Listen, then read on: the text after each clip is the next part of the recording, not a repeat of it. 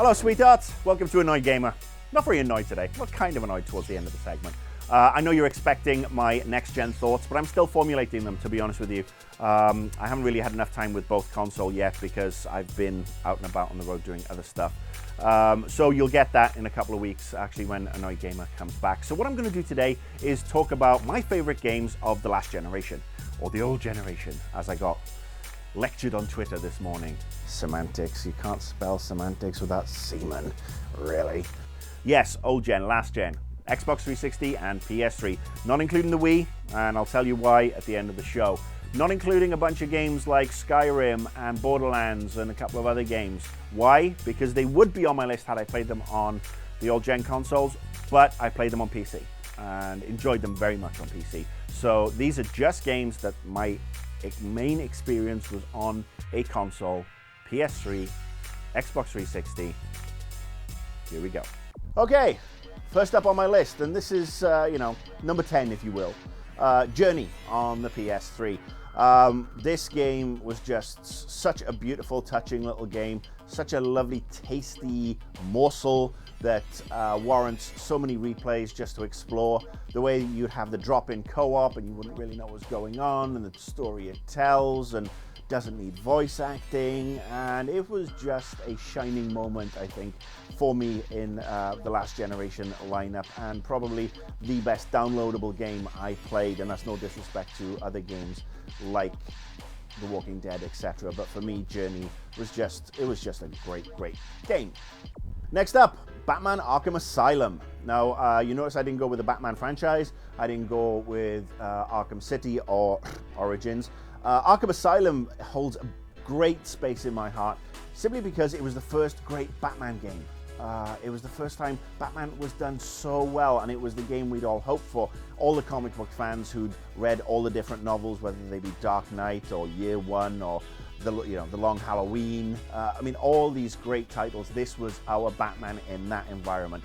Yeah, it didn't perhaps have as many features as Arkham City, but that sort of like just trapped in the asylum, exploring, taking out enemies, dropping down, tying them up, yanking them up again, the batarangs, the detective mode. It just brought everything, ticked every single box, and that's why that is on my favorite top 10 list and not the two sequels.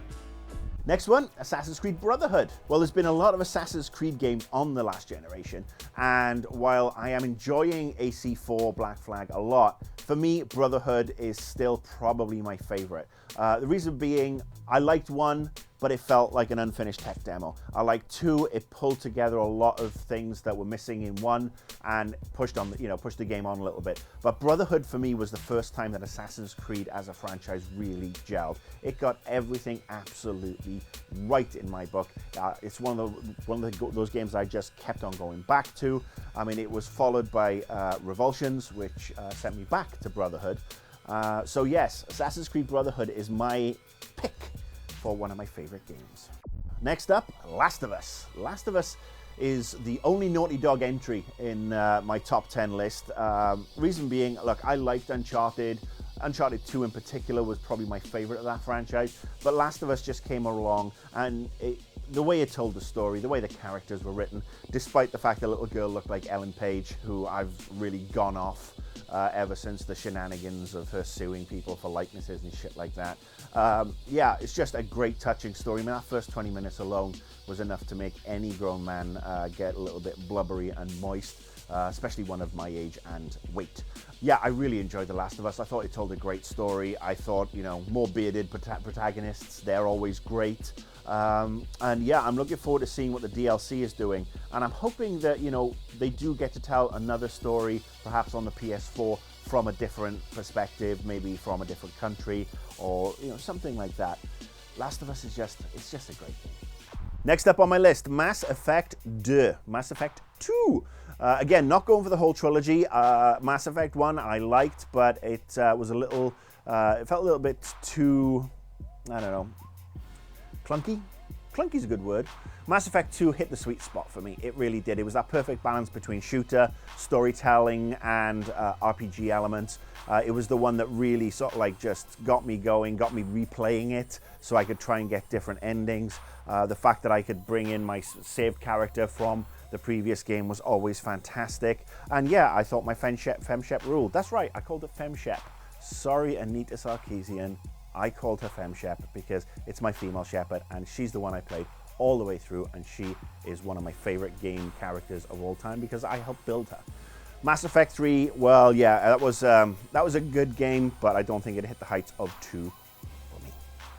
Next up, the second 2013 release that made it into my top 10, and that's Grand Theft Auto 5.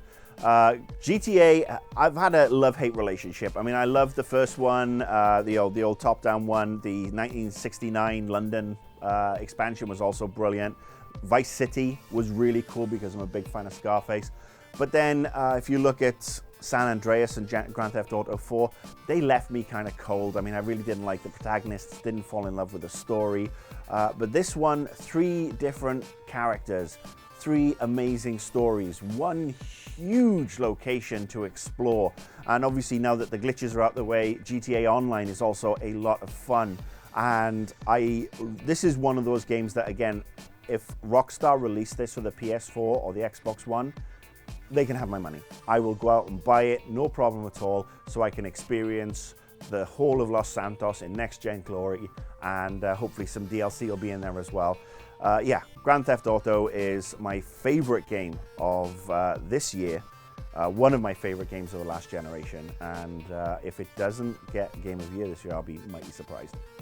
Okay, into the top 4, and the next entry is LEGO Star Wars, the original trilogy. No, I'm not talking about the first LEGO Star Wars game because that was based on the second trilogy, which was the prequels, which I didn't like. But my first experience of a LEGO game was LEGO Star Wars.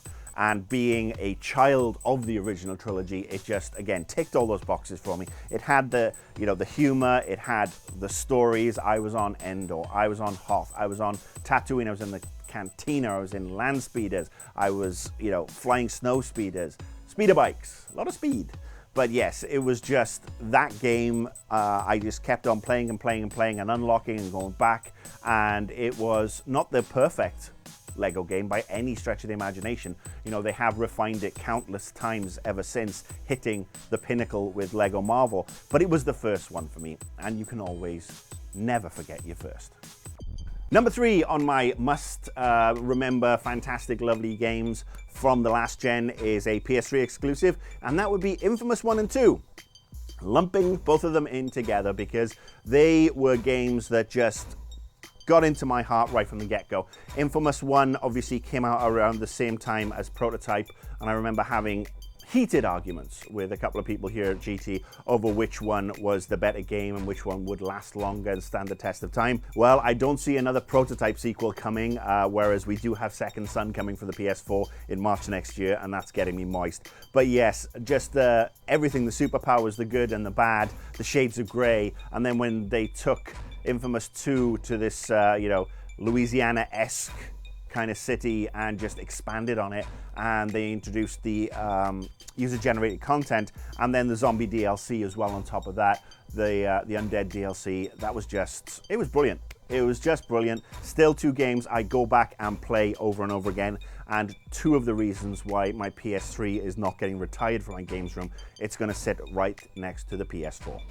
Number 2 on my list, and this is an Xbox exclusive, and this is from the early days of Xbox. It's not exactly stood the test of time very well, but it was still a game that just grabbed me. I played and played until I completed, and then I went and replayed it again. And I'm talking about Crackdown, the original Crackdown. And ironically, this was a game that wasn't really on my radar because I bought it to get access to one of the Halo betas. And then so I took it home and I played it, and I started collecting orbs.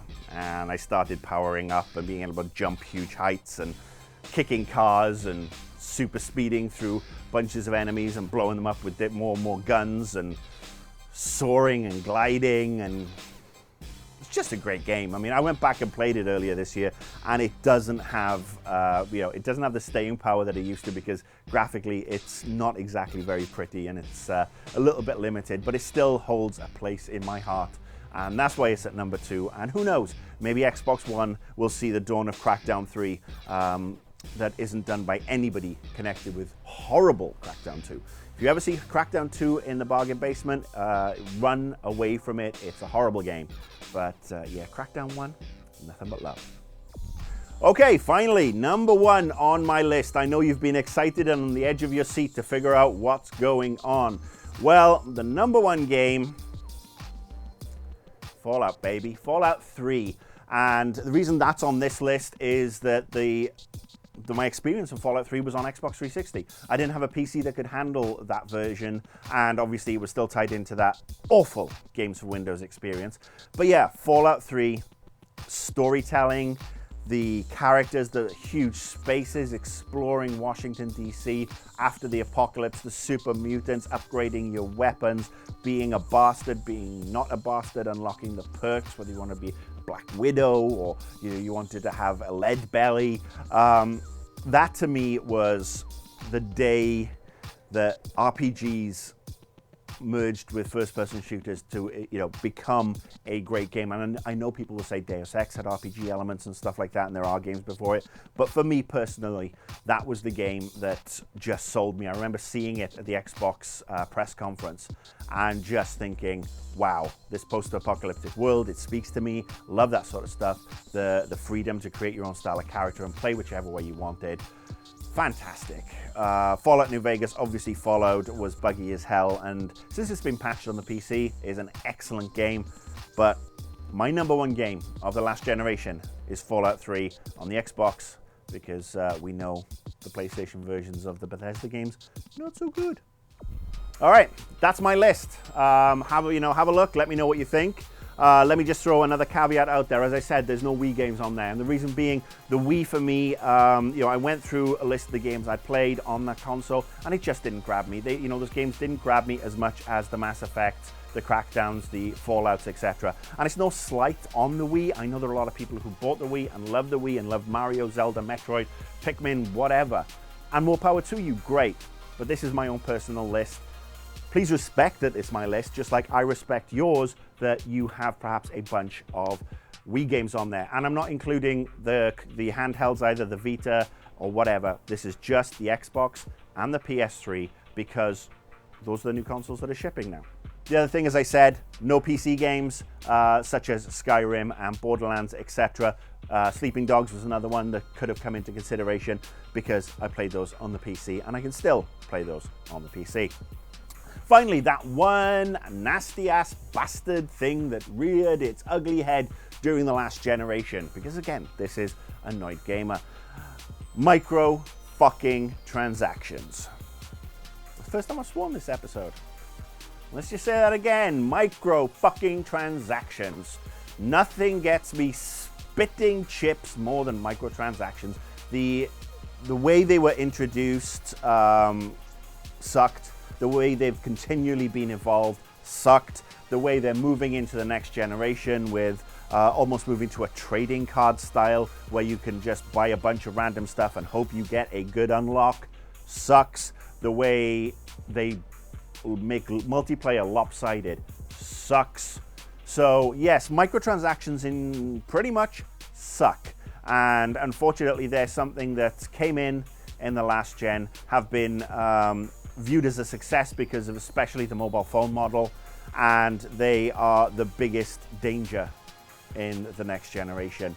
When I buy a game for 60 bucks, I expect the full fucking game. If you're a game with multiplayer, I expect the multiplayer options. You can sell me downloadable content down the line, additional maps and weapons and skins and stuff like that. But this whole idea of, oh, buy a pack and you might get a nice little upgrade, or then again, you might get a bunch of shit you've already got before. Yeah, that used to piss me off in the Dungeons and Dragons days. And now that we're in 2013, almost in 2014, it's gonna piss me off even more. So quit it. All right, that's the show. I'll be back in 2 weeks. Thanksgiving next week, taking the week off. Gonna play some next gen, gonna eat some turkey, going to watch Doctor Who, of course, 50th anniversary. Woohoo! Yes, so I will be back, I think, the first week in December, the end of that first week. Have a great Thanksgiving if you are celebrating it. If you're not, just have a bloody good time. Enjoy your new consoles, enjoy your old consoles.